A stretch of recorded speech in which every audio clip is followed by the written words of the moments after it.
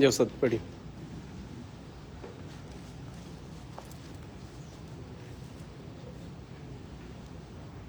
চলছে। হ্যাঁ চলছে।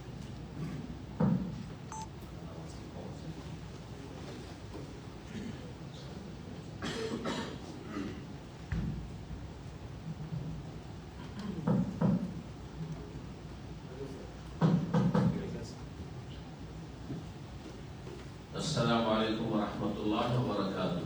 السلام ورحمة الله وبركاته. بسم الله الرحمن الرحيم. الحمد لله والصلاة والسلام على رسول الله وعلى آله وصحبه أجمعين وبعد. শ্রদ্ধেয় ওলামা কেরাম, সম্মানিত দিনী ভাতৃমণ্ডলী, আল্লাহ রাব্বুল আলামিনের প্রশংসা এবং রাসূলুল্লাহ সাল্লাল্লাহু আলাইহি ওয়াসাল্লামের উপর সালাত ও সালামের পর আজ মঙ্গলবার আমাদের ইসলামিক কালচার সেন্টার দাম্মামে আমাদের শ্রদ্ধেয় ভাই, সম্মানিত মেহমানকে আমরা পেয়ে অত্যন্ত আনন্দিত, খুশি বোধ করছি এবং তাকে আমি আহলান ওয়া সাহলান ওয়া মারহাবান বলছি। তিনি তার দ্বিতীয় আপন জায়গায় এসেছেন, এতে কোনো সন্দেহ নেই। কোরআন সুন্নাত যারা উলামায়ে কেরাম, আকীদা, মানহাজ সারা পৃথিবীতে যে যেখানে থাকুক না কেন তাদের একই, সুতরাং তাদের আলাপ আলোচনা, তাদের লেখনী একই রকমের হবে, এটাই হচ্ছে কাম্য। বিশেষ করে আকীদা মানহাজের ক্ষেত্রে ফিকহি মাসাইলে, কঠিন মাসাইলে ভিন্নতা থাকতে পারে, দৃষ্টিভঙ্গির পার্থক্য থাকতে পারে, সেই ক্ষেত্রে আমাদের অন্তরে প্রশস্ততা থাকতে হবে, উদারতা থাকতে হবে। এই ফিকহি মাসাইল ক্ষেত্রে যেন আমরা সংকীর্ণতা মুক্ত থাকি, এটি আমরা সবসময় লক্ষ্য রাখি এবং সালাফি ওলামারা যথাসাধ্য চেষ্টা করেন যারা সালাফি আকীদা মানহাজ বুঝেন, এবং আলহামদুলিল্লাহ এই শিক্ষায় আমাদেরকে দেওয়া হয়েছে। তবে আকীদা মানহাজের ক্ষেত্রে যেখানে তার বিপরীতটা হচ্ছে দলাল, বিভ্রান্তি, সেই ক্ষেত্রে কোনো ছাড় নেই। তো আলহামদুলিল্লাহ আমাদের মাঝে রয়েছেন আমাদের শ্রদ্ধেয় ভাই, সম্মানিত মেহমান ডক্টর শেখ ইমাম হোসেন হাফিজাহুল্লাহ তাআলা ওয়া তাওয়াল্লাহ।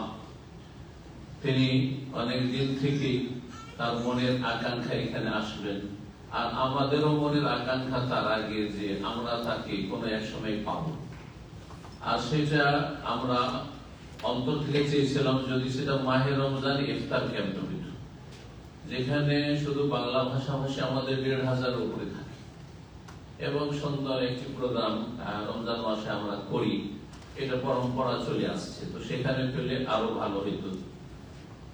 এবারে না পেলেও আগামীর জন্য তাকে এখনই আমি বলে রেখেছি যে রমজান মাসে যখনই আসেন আপনি হারমাইন শরীফ আনি, আশা করি আমাদের এখানে আপনি কদম রেখে আমাদের আশা পূর্ণ করবেন, আমাদের ভাইদের আশা পূর্ণ করবেন, এবং আপনাকে দাম্মামের বাংলা ভাষাভাষী ভাইরা, প্রবাসী ভাইরা আপনাকে অন্তর থেকে আহলান ওয়া সাহলান মারহাবান বলবে এবং সবসময় বলতে আছে। শেখের পরিচয় পেশ করার কোনো প্রয়োজন নেই আমি মনে করি। শেখ অন্য মানহাজে লেখাপড়া করেছেন, তারপরে আল্লাহ রাব্বুল আলামিন যে তাকে সঠিক আকীদা, মানহাজ এবং কোরআন সুন্নাহ পথের দিকে আহ্বান করার জন্য আল্লাহ মনোনয়ন করেছেন, এটি আল্লাহর বিশেষ রহমত শেখের উপর এবং জাতির উপর, বাংলা ভাষাভাষীদের উপর।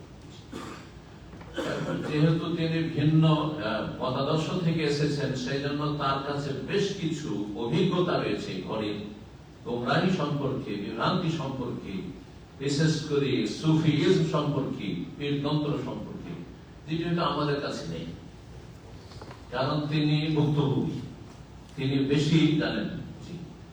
আহলে মক্কা আদরা বিশিআবিহা, আরবি থেকে প্রবাদ রয়েছে যে মক্কাবাসী, মক্কার যতগুলি অলিগলি আছে সেগুলি সম্পর্কে তারা বেশি অভিজ্ঞ, তারা বেশি অবগত। বাইরের লোক বুঝবেন না যে মক্কা কোথায় কি আছে না আছে, কিন্তু মক্কার লোকেরা সব বুঝে, সব জানে। ঠিক ওই রকম বিষয়টি রয়েছে। তো কথা লম্বা না করে আমাদের সম্মানিত মেহমান ডক্টর ইমাম হোসেন, যিনি অ্যাসোসিয়েট প্রফেসর, মাশাআল্লাহ ওস্তাদ মোশাররফ, আপনার হয়তো এই যে প্রফেসর বা লেকচারারদের র্যাঙ্কগুলি হয়তো অনেকেই জানেন না, আবার অনেকে জানেন মাশাআল্লাহ। তো অ্যাসোসিয়েট প্রফেসর অনেক উপরে, অনেক উপরে, যে ওস্তাদ মুশারেক যেটিকার আর আরব দেশে ইউনিভার্সিটিতে করতে বলা হয়। তো মাশাআল্লাহ তিনি একজন সিনিয়র প্রফেসর। আল্লাহ রাব্বুল যেন তার ইলমে আমলে দিন দুনিয়ায় দাওয়াতে অফুরন্ত বরকত দান করেন, আমিন।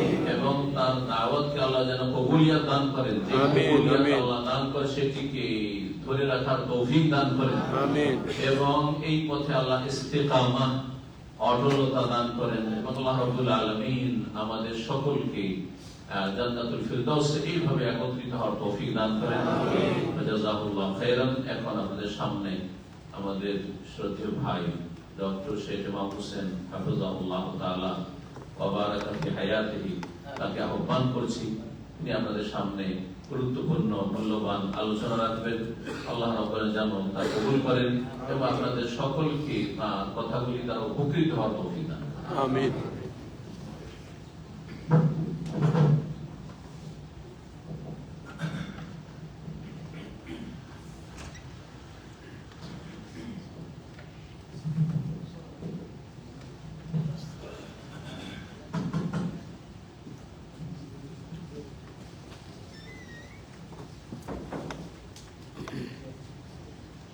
السلام عليكم ورحمة الله وبركاته.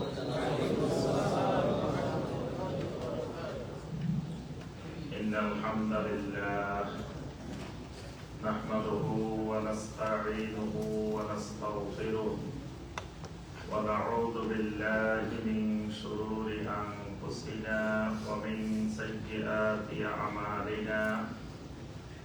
من يهده الله فلا مضل له ومن يضلل فلا هادي له. وأشهد أن لا إله إلا الله وحده لا شريك له. وأشهد أن محمدا عبده ورسوله. يا أيها الذين آمنوا اتقوا الله حق تقاته ولا تموتن إلا وأنتم مسلمون. يا أيها الناس اتقوا ربكم الذي خلقكم من نفس واحدة وخلق منها زوجها وبث منهما رجالا كثيرا ونساء. واتقوا الله الذي تساءلون به والأرحام إن الله كان عليكم رقيبا. يا أيها الذين آمنوا اتقوا الله وقولوا قولا سديدا يصلح لكم أعمالكم ويغفر لكم ذنوبكم. ومن يطع الله ورسوله فقد فاز فوزا عظيما.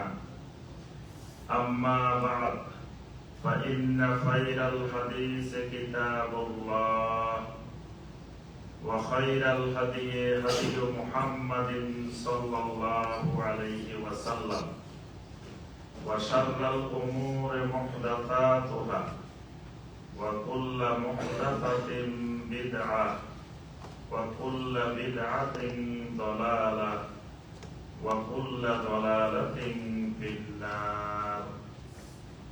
اللهم صل على محمد النبي الأمي وأزواجه أمهات المؤمنين وذرياته وأهل بيته كما صليت على آل إبراهيم إنك حميد مجيد.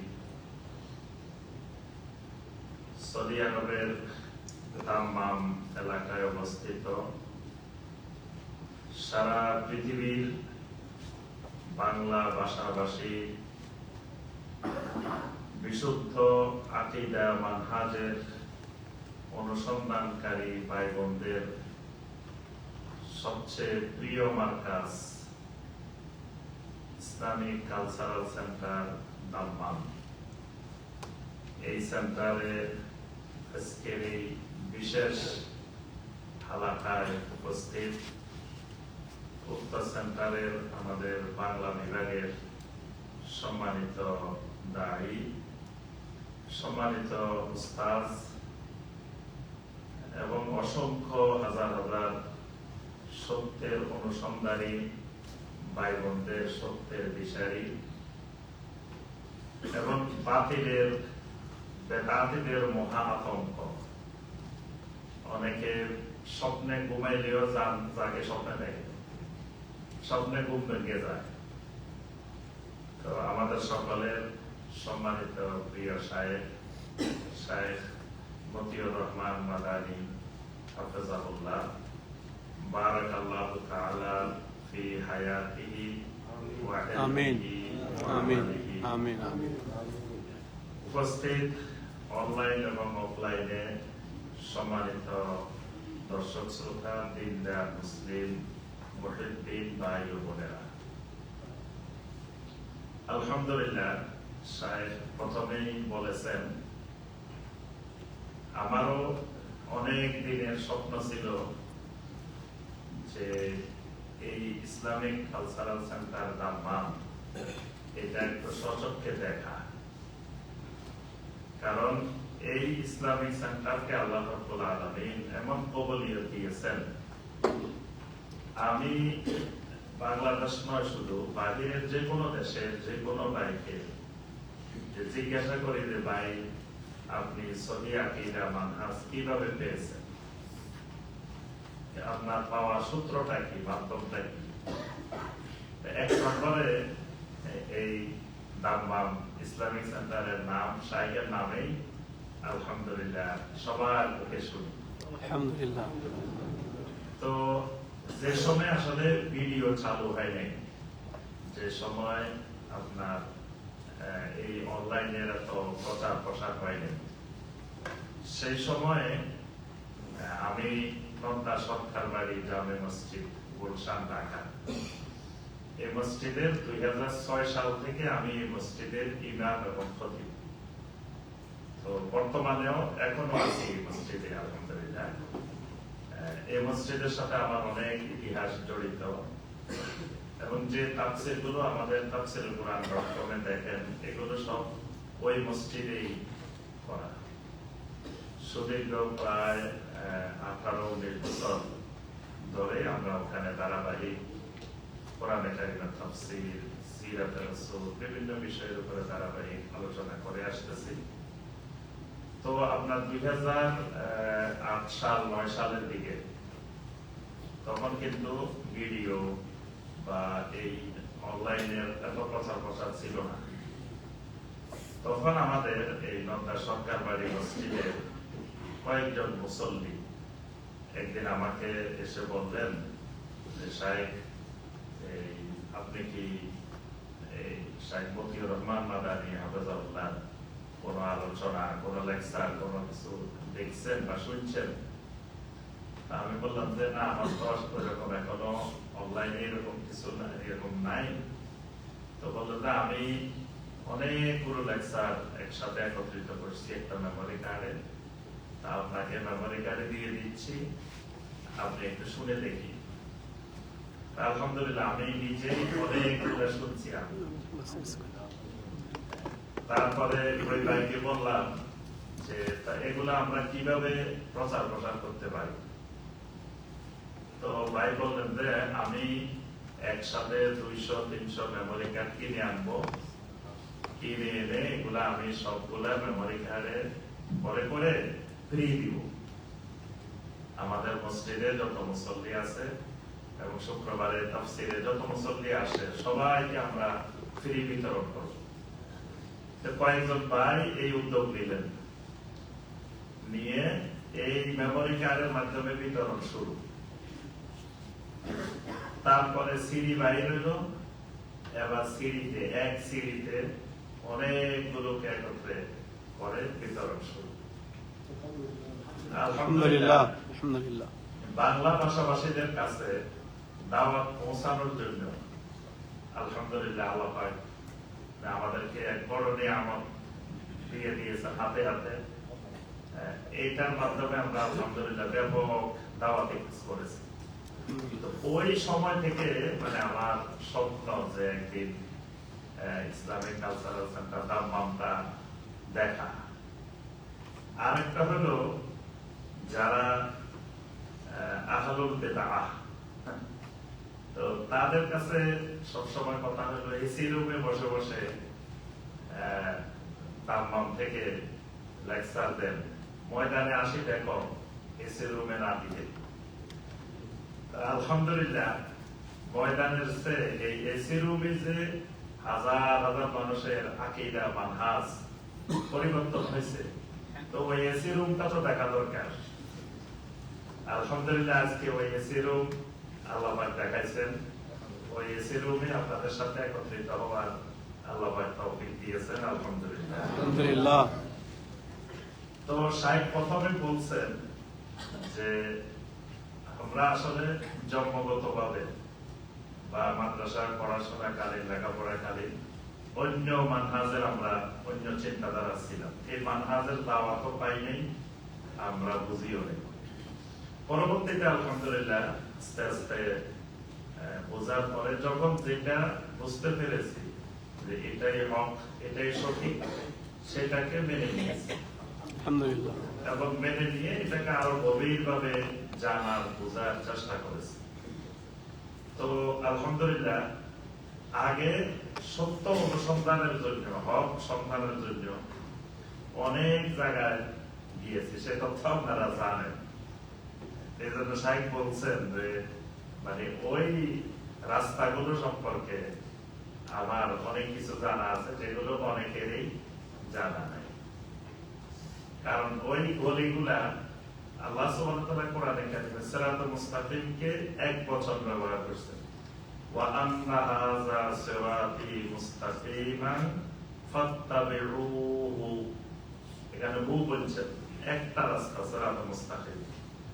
আর সিরাতুল মুস্তাকিমের বাহিরের রাস্তা কিন্তু অনেক, ওয়ালা তাত্তাবিউস সুবুলা, সাবিলের বহু বচন হলো সুবুল।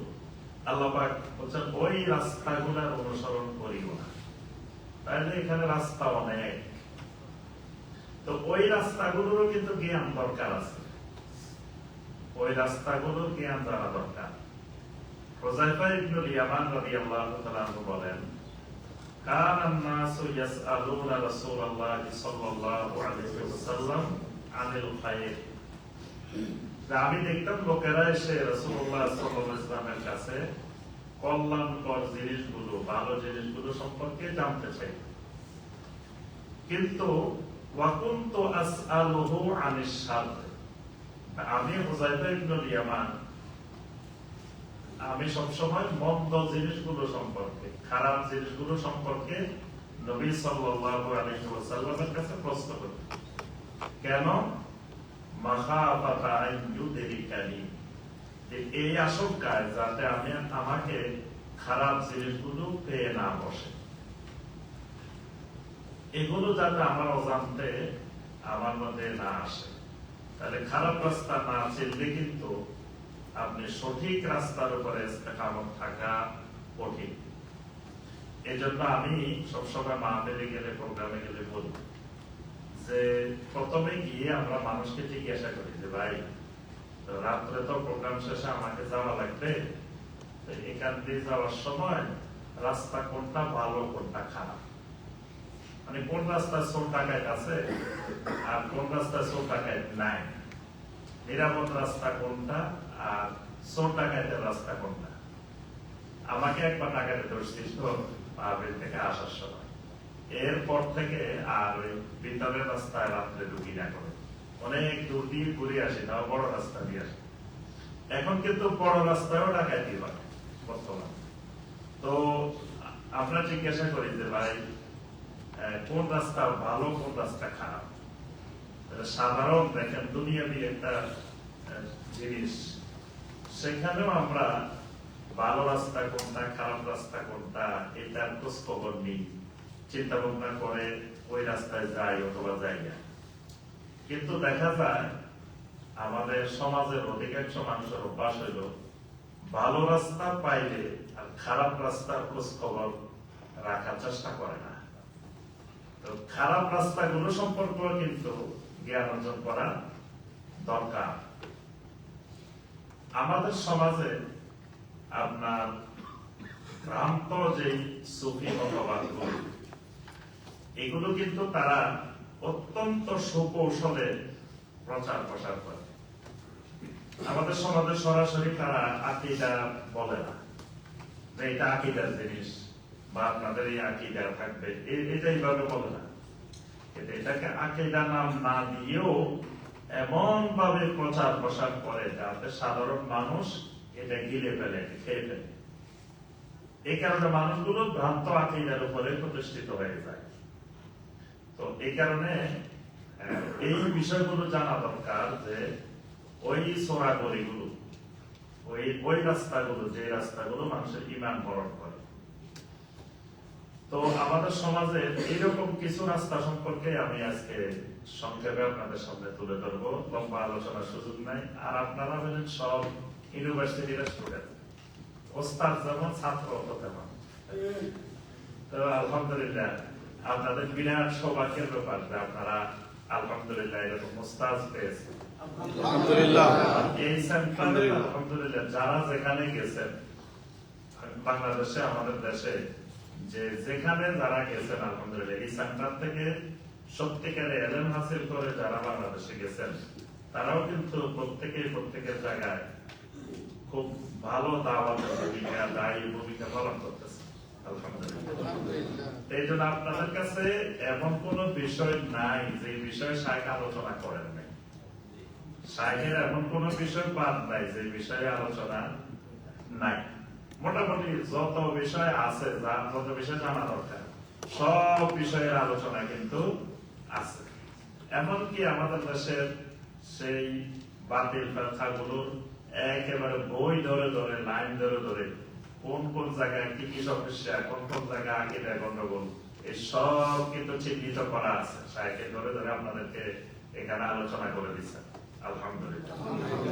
এই জন্য এই জমানায় এই সময়ে কেউ আর এই কথা বলার সুযোগ নাই যে এরা যে বাতিল, এরা যে সঠিক না, এদের যে শিরকি আকীদা আছে এটা তো আমরা জানতাম না। এই কথা বলার কিন্তু সুযোগ এখন আর নাই। কারণ শাইখ সব ধরে ধরে একেবারে। আর একটা জিনিস হলো শাইখকে কিন্তু এখনো অনেকে মনে করে বাংলাদেশের মানুষ।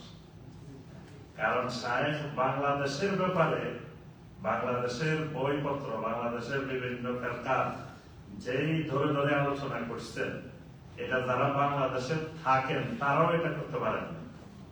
এই জন্য অনেকে মনে করে কিন্তু শাইখ বাংলাদেশে। আলহামদুলিল্লাহ আপনারা হইলেন বলতে গেলে ইউনিভার্সিটি লেভেলের স্টুডেন্ট। আমরা ওই যে মাহফিলে গেলে আমি বলি যে এখানে হলো প্রাইমারি লেভেলে, এখানে হলো হাই স্কুল লেভেলে, এখানে কলেজ লেভেলে। তাহলে যে লেভেলের ওই আলোচনা করতে হবে। কারণ প্রাইমারি লেভেলে যাই যদি আমি ইউনিভার্সিটি লেভেলের আলোচনা শুরু করি তাহলে তো তারা বুঝবে না। এই সেন্টারের যারা স্টুডেন্ট এরা কিন্তু ইউনিভার্সিটির স্টুডেন্ট, মানে এরা primary, high school, college level পার হয়ে ইউনিভার্সিটি লেভেল। তো আমি এই জন্য আর বেশি কিছু আলোচনা করার নাই। শুধু ওই কয়েকটা ভ্রান্ত আকীদা, বাতিল আকীদার সংক্ষেপে আলোচনা করে শেষ করবো ইনশাআল্লাহ। একটা বাতিল আকীদা আছে এবং যেটা দিন দিন আমাদের সমাজে প্রচার প্রসার হচ্ছে, সেটা হলো আমাদের সমাজে এটার নাম দিয়েছে মেডিটেশন। মেডিটেশন, মেডিটেশন চিনেন তো? মানে চুপচাপ বসে বসে ধ্যান করা। এটা দেখছেন না? আমি একদিন একটা কলেজ পরিদর্শনে গিয়েছি আপনার বরিশাল। তো বরিশালের সম্ভবত উজিরপুর বা এরকম কোন এক থানায়। তো যাই দেখি মানে কলেজের ক্লাস শুরু হবে 10টায়, 9টা থেকে 10টা, 1 ঘন্টা পুরা কলেজের এরিয়ার মধ্যে কোনো কথাবার্তা নাই, সব চুপচাপ। মানে ছাত্ররা রুমে রুমে, শিক্ষকেরা শিক্ষকদের রুমে, যিনি যেখানে আছেন নীরব নিস্তব্ধ হয়ে ধ্যান করতেছে। তো এই দৃশ্য আমি আর কোথাও দেখিনি, প্রথম ওখানে দেখছি। তো পরে আমি প্রিন্সিপালের সাথে কথা বললাম যে এইটা কি ক্লাস করাইলেন এখন না, এইভাবে সব চুপচাপ বসে আছে। তো বললেন যে এটা হলো আপনার আমাদের দেশে যে কোয়ান্টাম মেথড নাম শুনছেন না? এখন অনেকগুলো মেথড আছে, খালি কোয়ান্টাম মেথড। কোয়ান্টাম মেথডের বাইরে আরো অনেক মেথড বের হয়েছে, এবং কোয়ান্টাম মেথডের যিনি প্রধান আবিষ্কারক উনি হলো গুরুজি। ওনার নাম হলো, নামের সাথে গুরুজি আছে। গুরুজি আবার কি করছে, কোরআনে কারিমের অনুবাদও লিখে ফেলছে।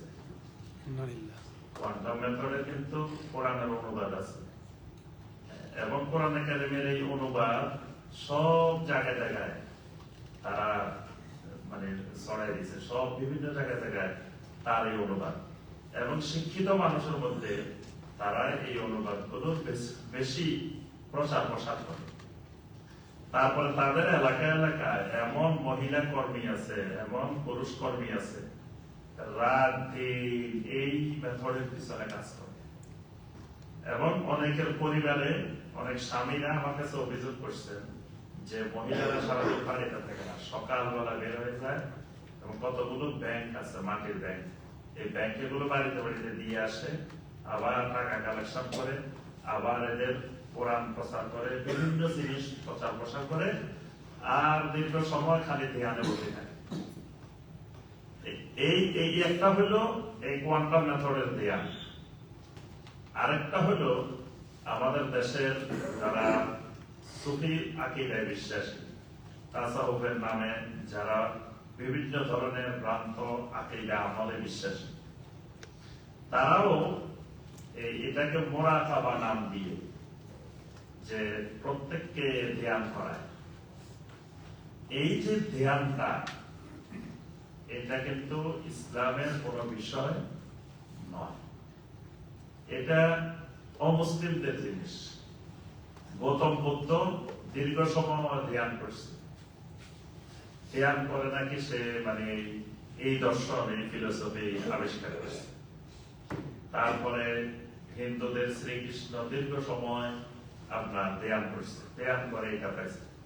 তারপরে মানে বিজাতিদের যত বড় বড় সাধু আছে, সন্ন্যাসী আছে, বা বিভিন্ন ধর্মগুরু আছে, এরা সবাই এই ধ্যান করে করে নাকি এটা লাভ করছে।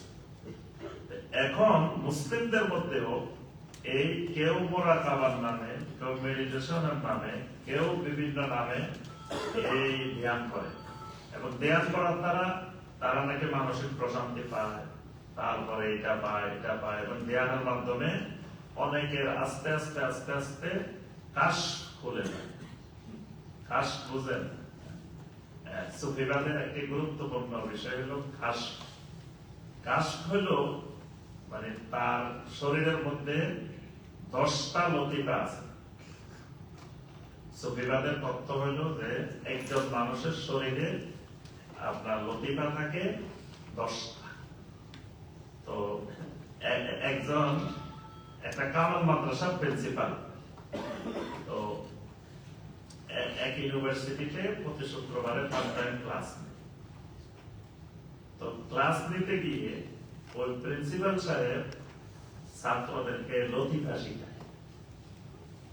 এশিয়ান ইউনিভার্সিটিতে উনি ফার্স্ট টাইম ক্লাস শুক্রবারে ছাত্রদেরকে শিখায় হলো লতিফা, যে মানুষের শরীরে 10টা লতিফা আছে। আচ্ছা, তো লতিফার জিকির, লতিফার আমল এগুলো শিখায়। তো একজন আমাকে বলছে যে উনি আবার সৌদি আরব লেখাপড়া করছে, প্রিন্সিপাল এশিয়ান ইউনিভার্সিটিতে গিয়ে লতিফা শিখায় ছাত্রদের।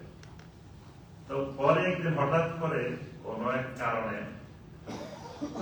এক মসজিদের খতিব নিয়োগ দিবে, উত্তরা 13 নম্বর সেক্টর মসজিদের খতিব নিয়োগ দিবে। আমি উত্তরা 11 নম্বর সেক্টর মসজিদের খতিব। তো 13 নম্বর সেক্টরে খতিব নিয়োগ দিবে। তো এখন যিনি মসজিদের সভাপতি, উনি একজন সাবেক সচিব।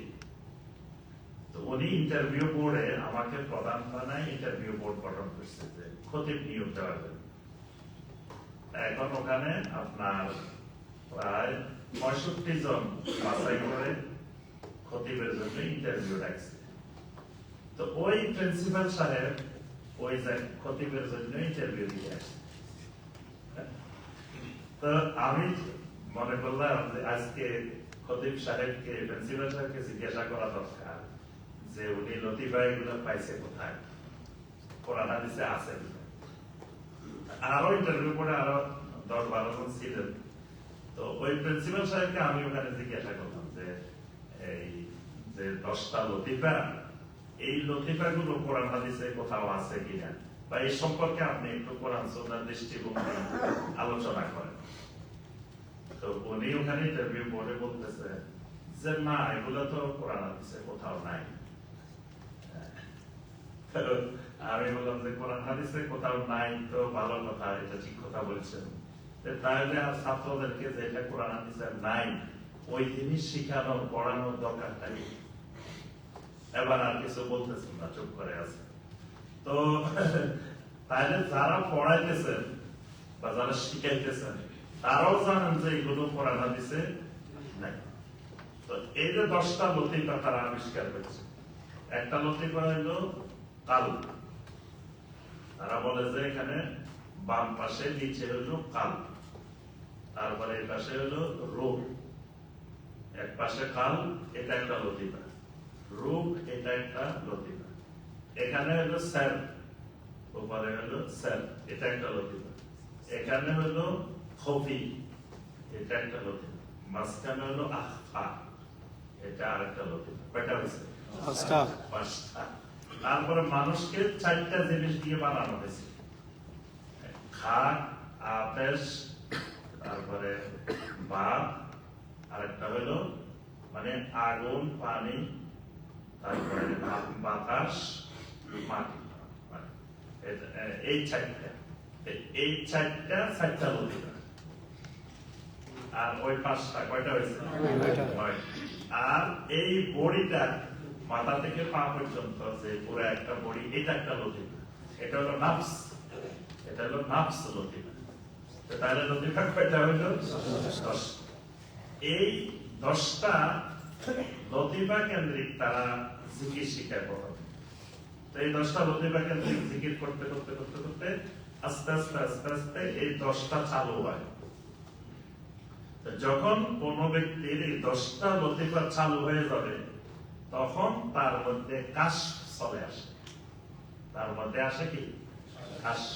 কাশ মানে হলো এই লোকটা মানে যখন মোরা খাবায় বসবে, এটা আনছি আমরা হয়েছে ধ্যানের কথা বলতে গিয়ে, যখন এবার উনি ধ্যানে বসবে, মোরা খাবায় বসবে, তখন উনি আসমান জমিনের অনেক জিনিস উনি দেখতে পাবেন এবং উনি ভবিষ্যতে কি হবে না হবে এটা উনি বলতে পারবেন। এই জিনিসের নাম হলো কাশ, এটার নাম হলো কি? কাশ। এবং দেখবেন বলে যে উনি আমাদের কাশফওয়ালা বুজুর্গ ছিলেন। উনি এত বড় আল্লাহর ওলি ছিলেন, অনেক কাশফওয়ালা আল্লাহর ওলি ছিলেন। তো এক কাশফওয়ালার কথা বলি আমি। উনি আমাদের দেশে ফকিহুল মিল্লাত নামে পরিচিত ছিলেন, মারা গেছে। তো একদিন ওনার সাথে আমার দেখা, তো উনি আমাকে বলতেছেন যে দেখেন, মানুষেরা এখন বুঝতে পারছে, কিন্তু এটা আমি আরো 20 বছর আগে বুঝছি। আমি জিজ্ঞেস করলাম, হুজুর কেমনে বুঝলেন? কাশফের মাধ্যমে। উনি বুঝছে কিসের মাধ্যমে? কাশফের মাধ্যমে। আমি কাশফের মাধ্যমে আরো 20 বছর আগে জিনিসটা বুঝতে পারছি। কি বুঝতে পারছে? উনি পটিয়া মাদ্রাসার মুহাদ্দিস ছিলেন, মুফতি ছিলেন। তো উনি বলতেছেন যে আমাদের এখানে সৌদি আরব থেকে কিছু শাইখেরা আসছেন এই পটিয়া মাদ্রাসা। তো আসলে আমি দেখতাম ওনারা রাফলিয়া দাইন করে, ওনারা আপনারা বুকে হাত বাঁধে আমিন জোরে বলে, এগুলা করতো। আর আমাদের মাদ্রাসায় টাকা দিত, সহযোগিতা করতো পটিয়া মাদ্রাসায়। এজন্য আমাদের মাদ্রাসায় আসলে আমরা বিশাল বিশাল ছাগল জবাই করে, খাসি রান্না করে আমরা খাওয়াইতাম, মেহমানদারি করতাম। আর তারা এইভাবে জোরে আমিন বলতো, রাফলিয়ান করতো, এগুলা করতো।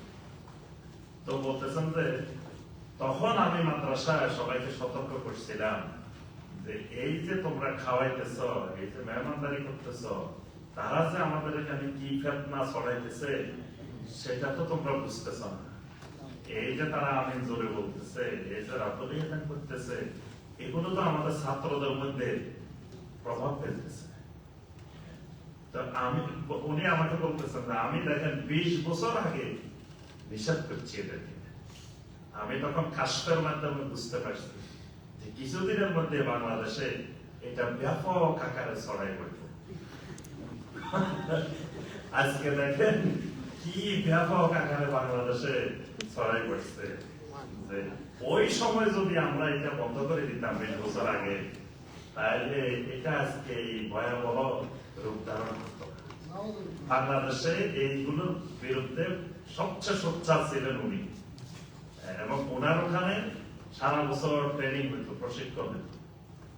সারা দেশ থেকে ইমামদেরকে এনে, তারপরে মাদ্রাসা শিক্ষকদেরকে এনে 1 সপ্তাহ ট্রেনিং দিত যে আপনার মসজিদে যদি কেউ জোরে আমিন বলে, আমিন বন্ধ করবেন কেমন, বন্ধ করার কৌশল। বন্ধ করার অনেকগুলো কৌশল আছে। একটা কৌশল হলো যখন দেখবেন যে আপনার মসজিদে মুসল্লি আমিন জোরে বলে, তখন আপনি আমিন বলার সুযোগই দিবেন না। তখন আপনি বলবেন গায়রিল মাগদুবি আলাইহিম ওয়ালাদ-দাল্লিন আলাম তারা কাইফা ফাআলা। মাঝখানে আর দাঁড়াবেন না, মানে ওয়ালাদ-দাল্লিন বলে আর থামায় যাবেন না। কারণ থাকলে লোকগুলো কি করবে, আমিন বলে ফেলবে, আর আমিনের সুযোগই দিবেন না। আমি এই যে গত মাত্র এখানে আসার কয়েকদিন আগে তো আপনার এক প্রোগ্রামে গেছি নরসিংদী। তো ওখানেই ওই ভাইয়েরা বলবেন, শাহেখের মসজিদে নামাজ পড়তে গেছি, প্রথম রাকাতে যখন আল্লাহ দল দিচ্ছে, আমরা যখন জোরে আমিন বলছি, পরের রাকাতে আর থামে নাই, ওই একসাথে বসে, যাতে এরা আমিন বলার সুযোগ না পায়। এরকম আরো অনেকগুলো কৌশল শিখে তো, আমরা এটা করলে কি করতে হবে, তারপরে এটা করলে কি করতে হবে, এগুলো কিভাবে বন্ধ করা যায়। তারপরে মাগরিবের পরে যদি কেউ দেখেন যে 2 রাকাত সালাত আদায় করে আপনার মসজিদে, তাহলে এটা বন্ধ করতে হবে কিভাবে। এটা বন্ধ করার কৌশল হলো আপনি আযানের পরে বয়ান করতে দাঁড়িয়ে যাবেন। মাগরিবের আযান দিলে আপনি উঠে দাঁড়িয়ে যাবেন বয়ান করার জন্য। আপনি বয়ান করবেন, তারা তো মানুষ নামাজ পড়বে না, কেউ পড়তে চাইলেও বাকিরা বলবে যে দিয়ে বসেন বসেন, ইমাম সাহেব বয়ান করতেছে, বয়ান শোনেন। তাইলে আর মাইক ধরে একটা পড়া বন্ধ হয়ে যাবে। আমি একদিন এক মসজিদে গেছি স্টেডিয়াম মার্কেটে ঢাকা, তো দেখি যে মাগরিবের পরে দাঁড়ায় গেছে বয়ান করার জন্য। আমিও কি করছি, ইমাম সাহেবের সামনে দিয়ে যাই, সুন্নত 2 রাকাতের জন্য দাঁড়ায় গেছে। তো প্রথম টাকা দেখছে, দেখে দেখে বয়ান বন্ধ করে এবার নামাজ দাঁড়ায় গেছে। মানে প্রথম মনে করছে যে তো কেউ পড়বে না, পরে যখন দেখছে যে আমি পড়তেছি, এবার আর আমাকে পড়তে সুযোগ দিবে না, ক্ষমতা বয়ান শেষ, মানে 1 মিনিটে শেষ। তো যাই হোক, যে কথাটা আমি বলতেছিলাম যে উনি এই যে এগুলো ভয়াবহ সৃষ্টি হবে 20 বছর আগে বুঝছে। কিভাবে বুঝছে? কাশফের মাধ্যমে। ওনার কাশ কত শক্তিশালী। এই যে কাশ চালু হয় ওই লতিফার মাধ্যমে, আর লতিফার জন্য বেশি বেশি এই ধ্যান করতে হয়। তাহলে দেখেন একটার সাথে একটা, একটার সাথে একটা, শয়তান কিভাবে আস্তে আস্তে আস্তে আস্তে পর্যায়ক্রমে মানুষকে নিয়ে খেলাধুলা করে। তালবিস ও ইবলিস, ইবলিসের ধোঁকা, ইবলিসের প্রতারণা, ইবলিস আস্তে আস্তে মানুষকে গোমরাহির দিকে নিয়ে যায়।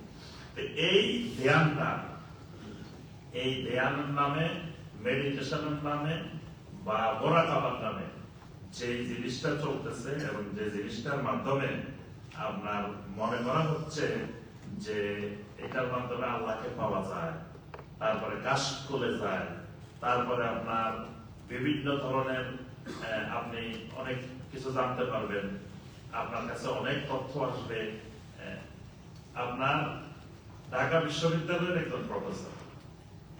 তো উনি এক সেমিনারে আমাদের জাতীয় বিশ্ববিদ্যালয়ে আসছে, একটা পিএইচডি গবেষণার সেমিনার।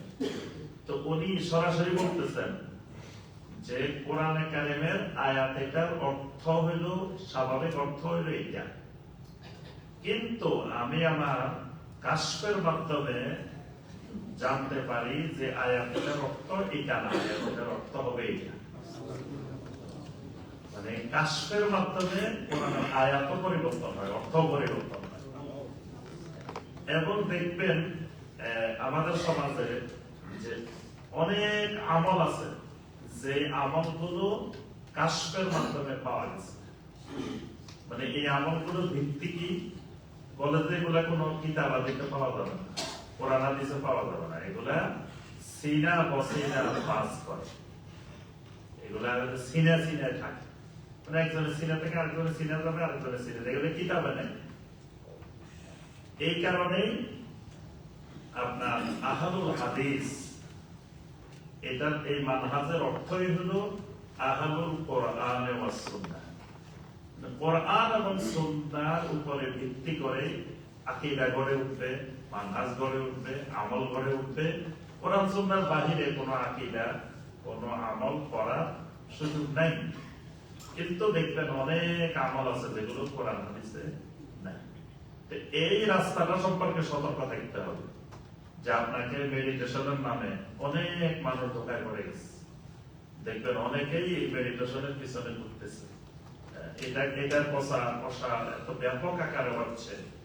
তারপরে আপনার কেউ কেউ আছে ওই পীর মুরিদের মোরাকাবায় লিখতেছে। আরেকটা জিনিস বলি এর সাথে, জীবিত পীরের চাইতে মরা পীর বেশি শক্তিশালী।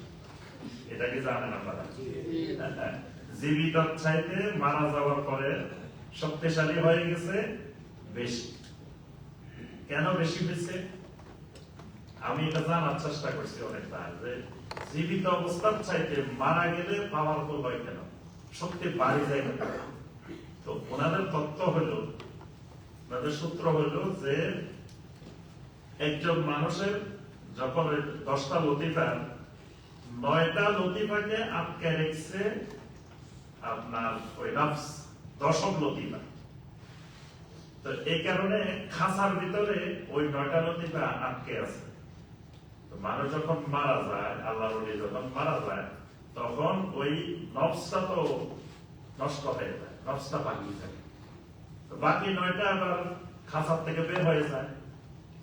খাঁচার থেকে যখন বের হয়ে যায়, এবার শক্তিশালী, শক্তি বেড়ে গেছে, এবার আকাশে বাতাসে উঠতেছে। আগে তো খাঁচার ভিতরে বন্দী ছিল, এখন বন্দী থেকে মুক্ত হয়ে গেছে। এই কারণে তার এখন পাওয়ার বেড়ে গেছে।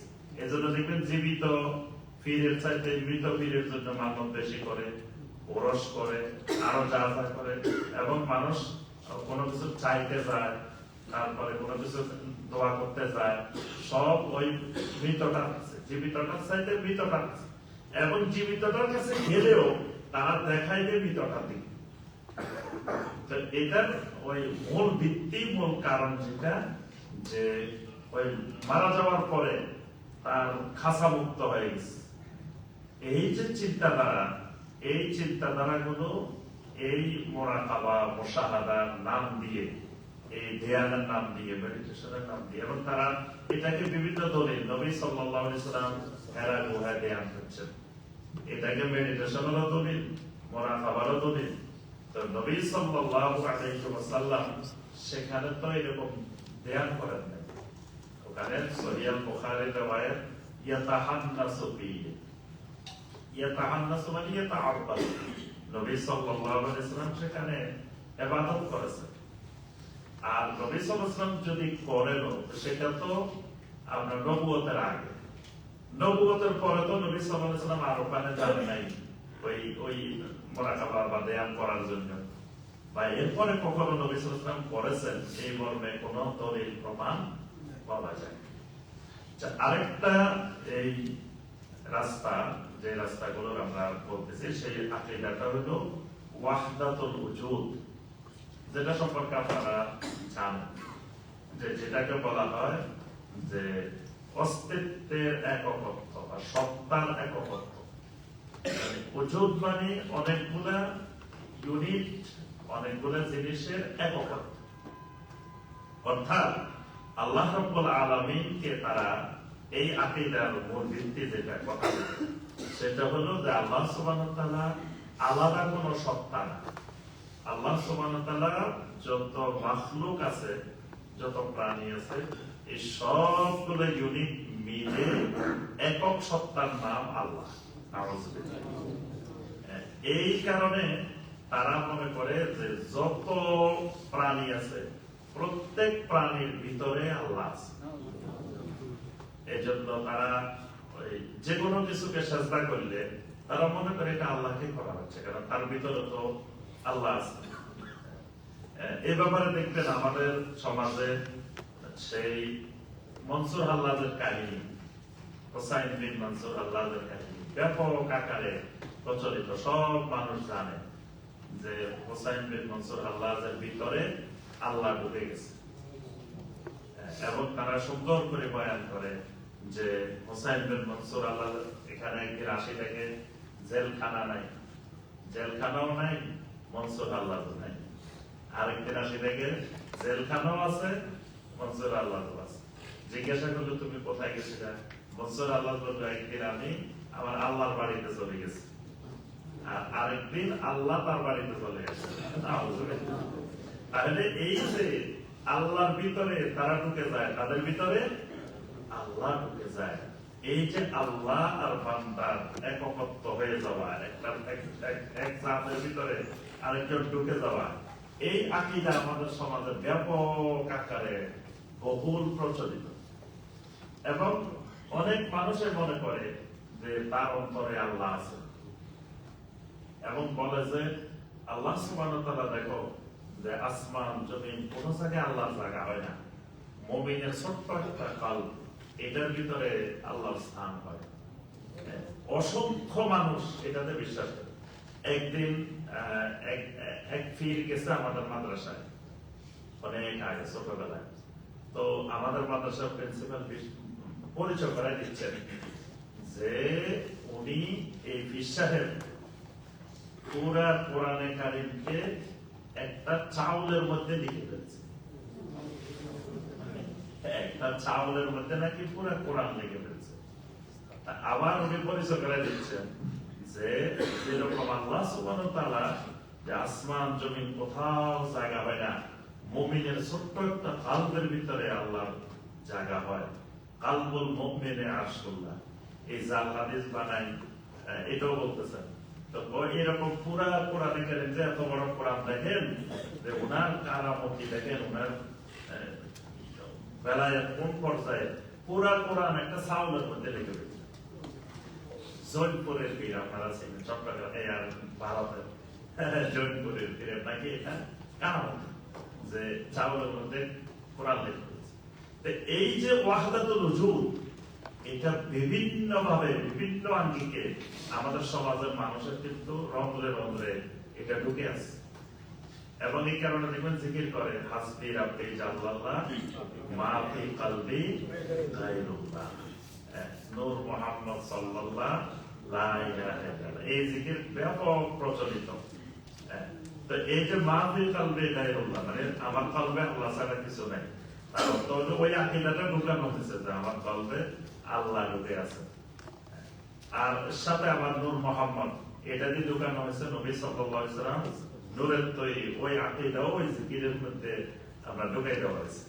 তো আমি সংক্ষেপে শুধু কয়েকটা পয়েন্ট বলতেছি, বিস্তারিত আলোচনা আপনারা এর আগে শুনেছেন, শাইখ অনেক আলোচনা করেছেন। ওয়াহদাতুল উজুদের ব্যাপারে শাইখের অনেক আলোচনা আছে, এবং অনেক পীরদের বইয়ের মধ্যে যে লেখা আছে ওয়াহদাতুল উজুদের উপরই আকীদা, শিরকি আকীদা। আচ্ছা, এরপরে আপনার এর মধ্যে আবার আরেকটা আছে হুলুল, হুলুল এবং ওয়াহদাতুল উজুদ।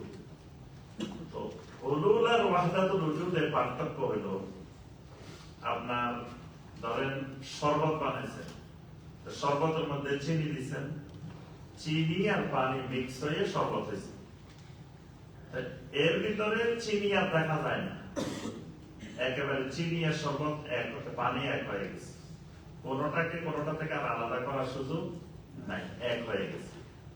আরেকটা হলো আপনি চা বানাইতেছেন, চা পাতা দিচ্ছেন পানির মধ্যে, চা পাতার রং বাইরেছে, রং বাইরে পানি আরেক কালার হয়েছে, কিন্তু চা পাতার অস্তিত্ব আছে, এটাও মিক্স হয়েছে, কিন্তু চা পাতার অস্তিত্ব বিলীন হয় না, চা পাতা কিন্তু আছে। এই যে চা পাতা আর ওই যে চা পানি, এটার যে মিশ্রণ, এটা হলো আপনার ওয়াহদাতুল উজুদ।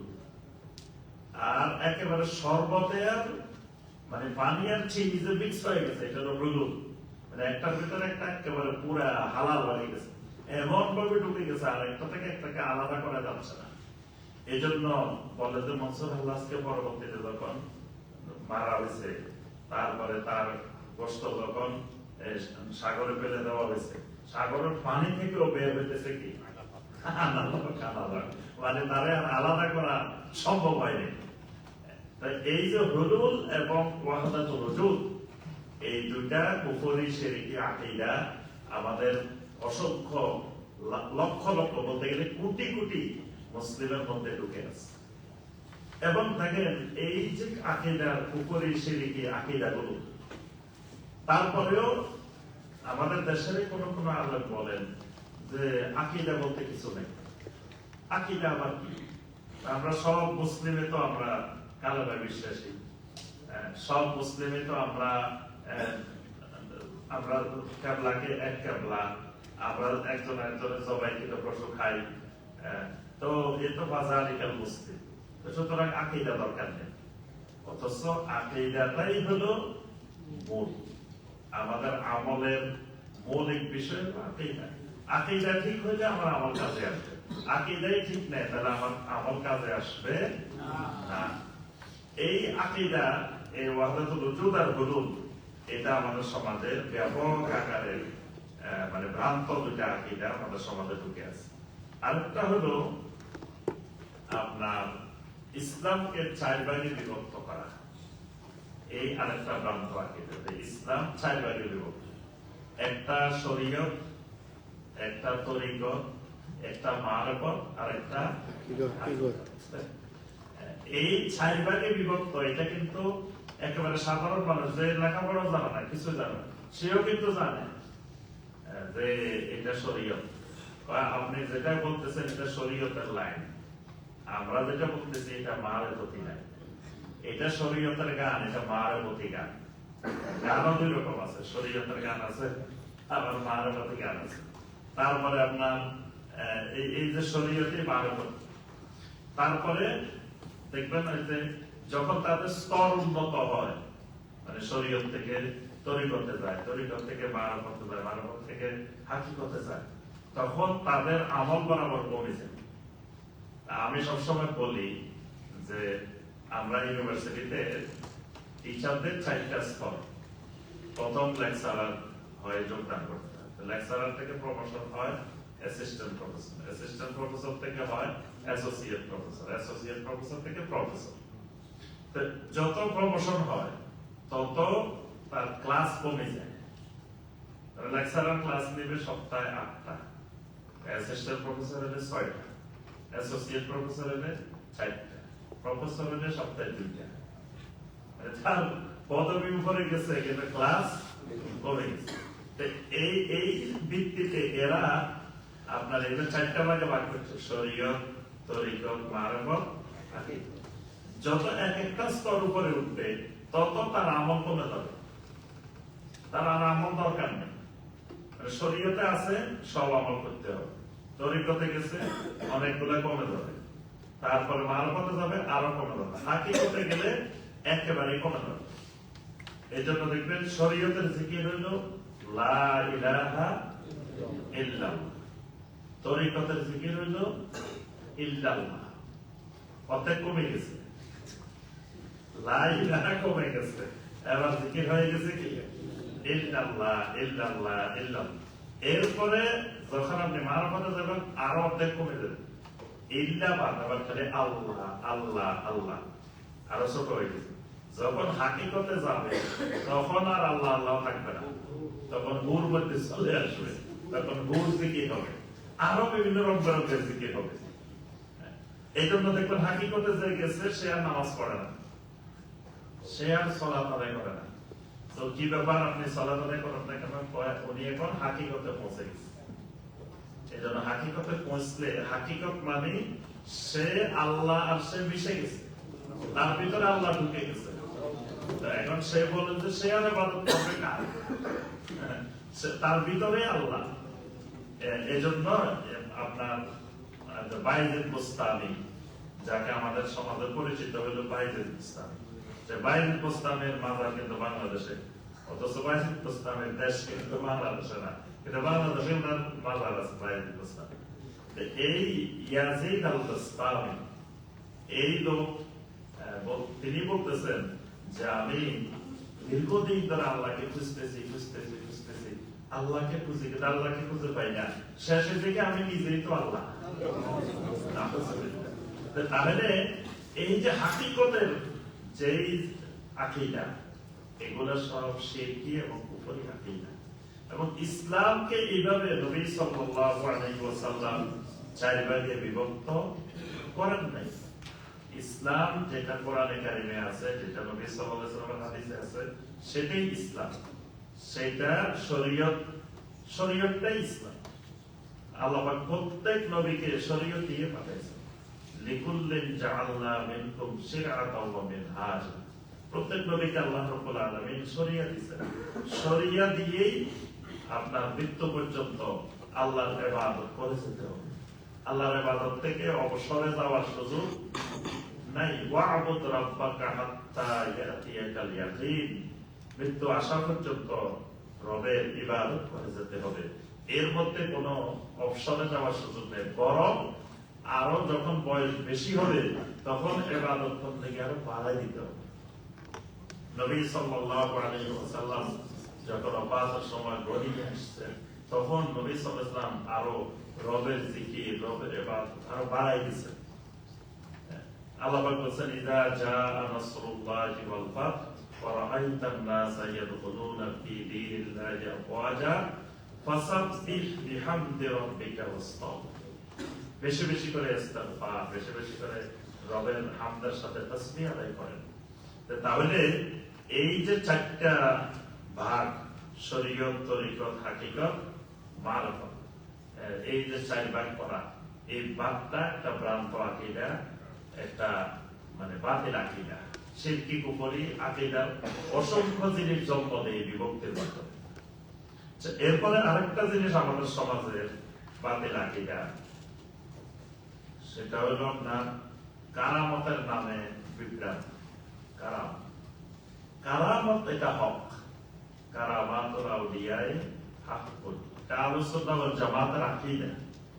কিন্তু কারামত মানে আমাদের সমাজের লোকেরা কারামত বুঝে না। কারামত মানে মনে করছে অস্বাভাবিক কোনো কিছু দেখান, যে মানুষকে ডেকে এনে দেখো আমি তোমাদেরকে এটা দেখাইতে পারি, এটা দেখাইতে পারি, এরকম অস্বাভাবিক জিনিস দেখাই দিলে মানুষ মনে করে উনি কি হয়ে গেছেন, আল্লাহর ওলি হয়ে গেছেন, কারামতওয়ালা আল্লাহর ওলি হয়ে গেছেন। এই জন্য দেখবেন ওই যে কে কত বড় ওলি, এটা প্রমাণ করার জন্য তার পরিজানেরা শুধু তার অস্বাভাবিক কর্মকাণ্ড বর্ণনা দিতে থাকে, যে মানুষ বুঝবে যে উনার অনেক অস্বাভাবিক কর্মকাণ্ড ঘটছে। বিশেষ করে একটা কারামত কমন, যে নদী বাইতে বাইতে ওনার মাদ্রাসা নিয়ে যেতেছিল। সব অধিকাংশ ওলিরা বাংলাদেশে কিন্তু নদীর পাড়ে বেশি, বাইতে বাইতে একবারে নদী সব নিয়ে যাইতেছে। শেষে আল্লাহর ওলি খিজির আলাইহিস সালামের কাছে একটা চিঠি দিচ্ছে। চিঠি দেওয়ার পরে আর এটা ভাঙে না, অনেক দূর চর হয়ে একবারে খিজির আলাইহিস সালাম আল্লাহর ওলির ভয়ে এখান থেকে অনেক দূরে চলে গেছে।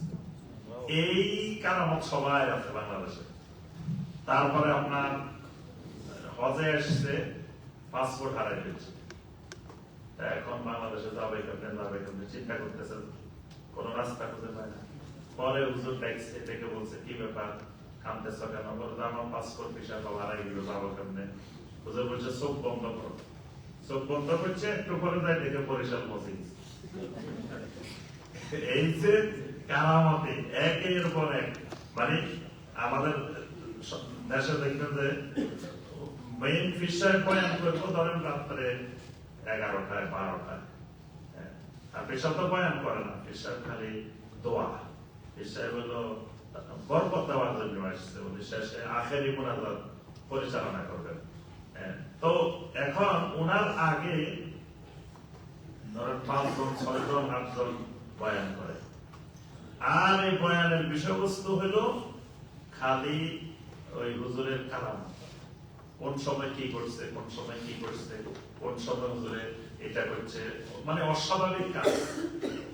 তো অনেক অস্বাভাবিক কাজ দেখানোকে মানুষ ওলির কারামত মনে করে।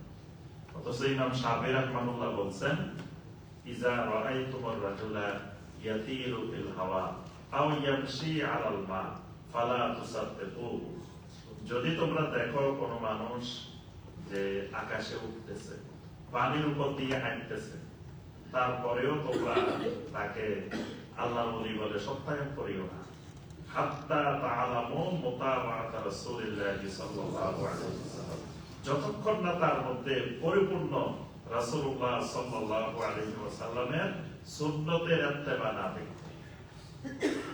এখন সুন্নতের ইত্তেবাটাই হলো মূলত কারামত, যে একজন ব্যক্তি তার জিন্দেগিটা পুরো সুন্নত দিয়ে সাজিয়ে সুন্নতের আলোকে পরিচালনা করেন, এটাই তার কারামত।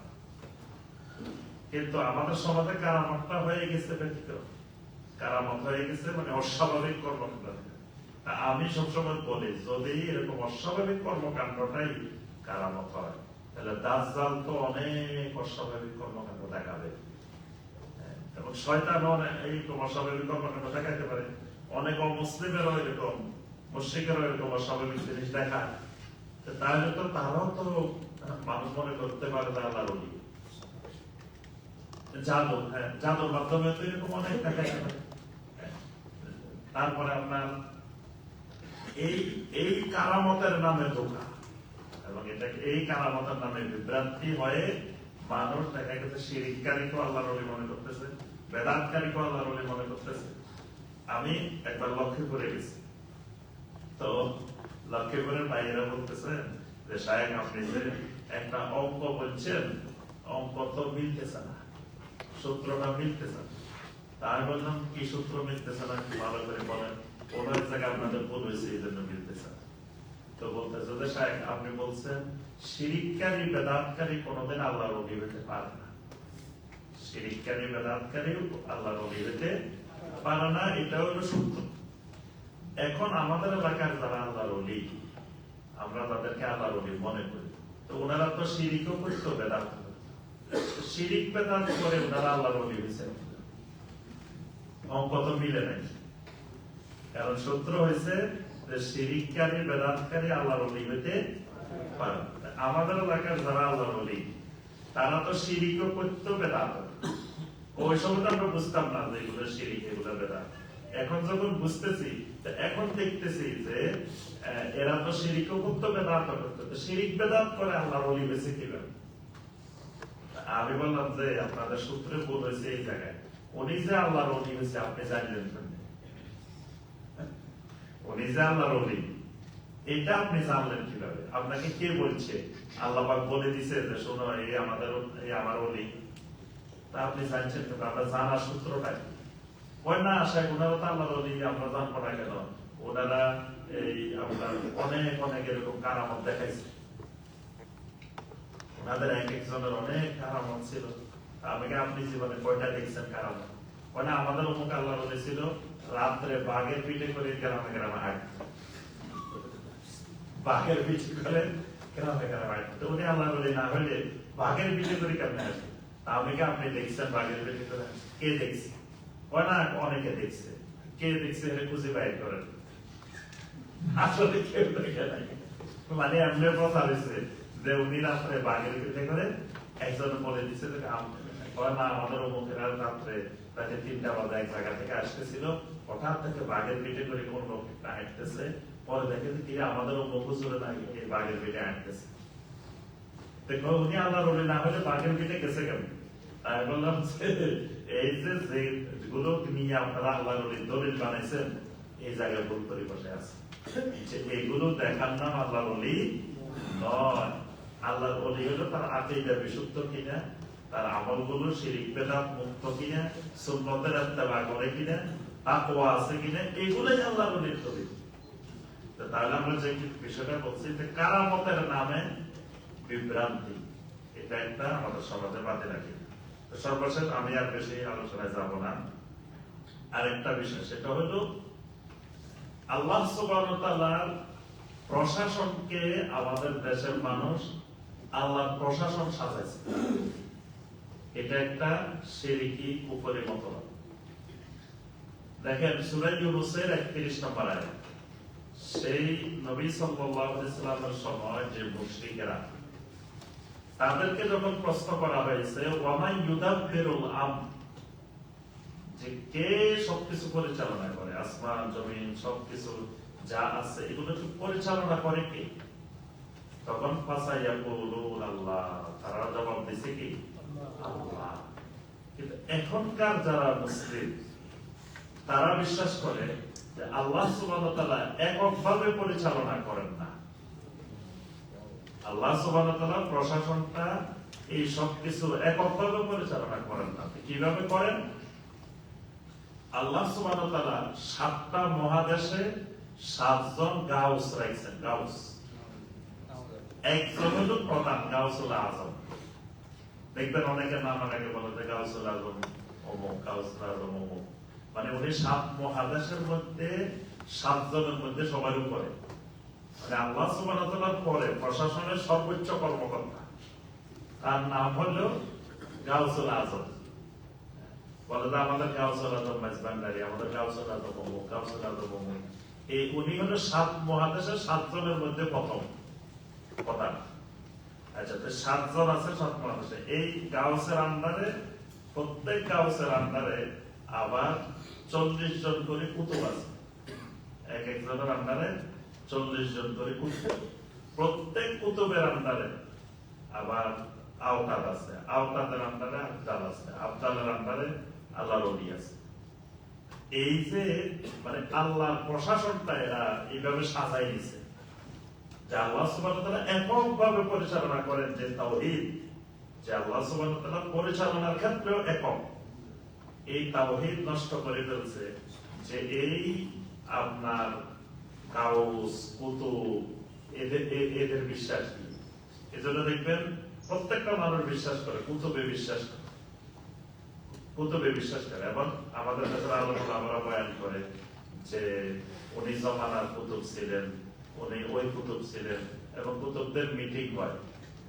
কোথায় মিটিং? আফ্রিকার জঙ্গলে। কুতুবেরা রাত্রে মিটিং করে আবার ফজরের আগে চলে আসে, তাহাজ্জুদ পড়ে যায় মিটিং এ, ফজরের আগে আবার চলে আসে। একদিন এক খাদেম আসতে পারেন, হাতটা পড়ে গেছে, হুজুরের সাথে চলে গেছে, হুজুর চলে এসছে কিন্তু উনি আসতে পারেন। এখন উনি আফ্রিকা জঙ্গলে যখন ঘুরতেছেন, জিজ্ঞেস করলো যে কি ব্যাপার, আমি কোথায় এসেছি, তো কয় এরা কথাবার্তা বুঝে না, সবাইকে জিজ্ঞাসা করে, পরে বলে যে বুঝতে পারছি, তোমাদের কুতুব তো চলে গেছেন, তুমি তো আটকা পড়ে গেছো, কালকে আবার আসবো, কালকে ওনার সাথে আবার চাইতে পারবে না। তাহলে এই যে কুতুবদের মিটিং আফ্রিকার জঙ্গলে হিংস্র জানোয়ারদের সাথে, আফ্রিকার জঙ্গলে তো হিংস্র জানোয়ার, সবচেয়ে হিংস্র জানোয়াররা থাকে ওখানে, তাদের সাথে মিটিং হয়।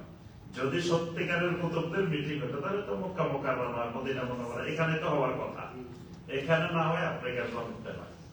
তারপরে আপনার এই কুতুবেরা বাংলাদেশে যারা এরা ফজরের সালাত মক্কাতে পড়ে আবার চলে যায়, তারপরে কেউ কেউ যোহরের পড়ে চলে। তো মক্কা মুকাররমা যদি নামাজ পড়ে কেউ সুযোগ পায়, তো সে 1 ওয়াক্ত পড়বো, সে তো 5 ওয়াক্ত পড়ার কথা। কি আর যদি এই সুযোগ থাকে যে বাংলাদেশ থেকে আমি প্রতিদিন মক্কা মুকাররমা আসি জামাতে শরীক হওয়ার, তাহলে আমি 1 ওয়াক্ত হবো কেন, আমি তো 5 ওয়াক্ত এখানে পড়ার কথা। এটা বাংলাদেশের কুতুবেরা 1 ওয়াক্ত এখানে পড়ে, আপনার মসজিদে হারামে এখানে আসি নামাজ পড়ে।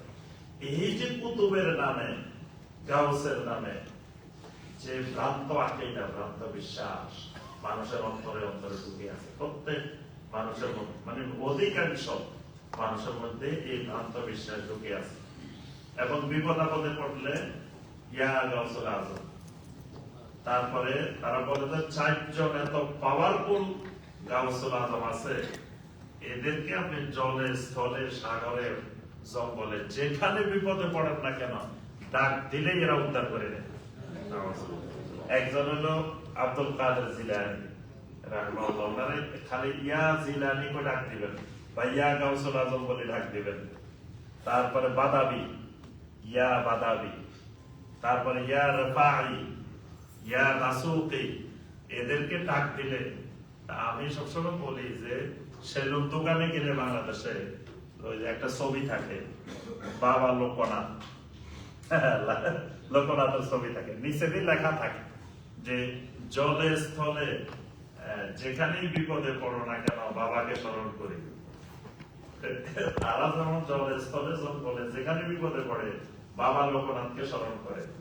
আর আমাদের দেশে কবর পূজারী, মাজার পূজারী, শিরিককারী, বেদান্তকারী, এদেরও আকীদা হলো তুমি বিপদে আপদে সাগরে জঙ্গলে পাহাড়ে যেখানে পড়ো না কেন খালি এদেরকে ডাক দিবা, ইয়া বাদাবি, ইয়া রফাই, ইয়া তাসুকি, ইয়া জিলানী, তাহলে এরা তোমাকে সেখান থেকে যা উদ্ধার করবে। তাহলে ওদের আকীদা আর এই আকীদা দুটোর মধ্যে কোনো তফাৎ নাই।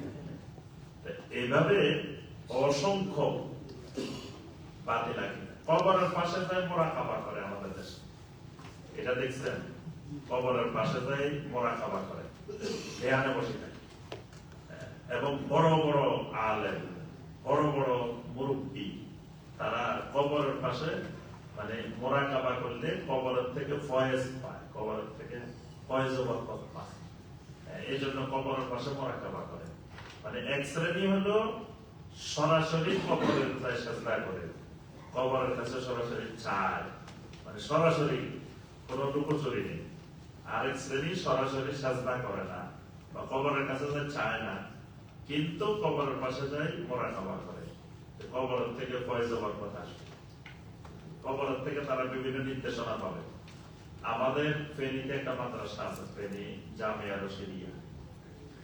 এই মাদ্রাসায় আল্লাহ রাসূল সাল্লাল্লাহু আলাইহি ওয়াসাল্লাম আসছে। মানে একদিন এরকম বিশাল মিটিং হইতেছে, যারা টাকা পয়সা দেয়, যারা সহযোগিতা করে, তাদেরকে নিয়ে মিটিং চলতেছে। তারা হলো বদরি, মানে ডোনারদের আবার শ্রেণী বিভাগ আছে, 313 জন হলো এরা বদরি মর্যাদা। তো এরকম 313 জনকে নিয়ে মিটিং হইতেছে। তো মিটিং এর মধ্যে বলতেছেন যে দেখেন আমাদের এই মাদ্রাসায় কিন্তু নবী সাল্লাল্লাহু আলাইহি ওয়াসাল্লাম আসছে, এই মসজিদে আল্লাহ রাসূল ইমামতি করছেন, আমাদের ছাত্ররা আল্লাহ রাসূলের নিচে নামাজ পড়ছে। তারপরে আপনার ইয়াতে আমাদের এখানে আকাবেলারা সবসময় ঘোরাফেরা করে, আমাদের মাদ্রাসায় সবসময় আকাবেলারা এসে ঘোরাফেরা করে। এই যে আকীদা, মানে সুন্দর লেবাসে সেই শিরকি কুফরি আকীদা গুলো ঢুকে আছে। তো সম্মানিত ভাই বোনেরা, তার আলোচনা দেখে যেতে পারবো না। তো এই সমস্ত বাতিল আকীদা গুলো থেকে নিজেরা যখন সতর্ক হতে হবে, পাশাপাশি আমাদের সমাজের মানুষগুলাকে এই বাতিল শিরকি কুফরি আকীদা থেকে কিভাবে রক্ষা করা যায় সেই লক্ষ্যে আমরা ইনশাআল্লাহ আমাদের বাংলাভাষী এই এখানে যারা থাকে, আমাদের দেশে যারা আছে, সবার কাছে আমরা বিশুদ্ধ আকীদার দাওয়াত এটা আমরা সবাই পৌঁছে দেওয়ার চেষ্টা করবো এবং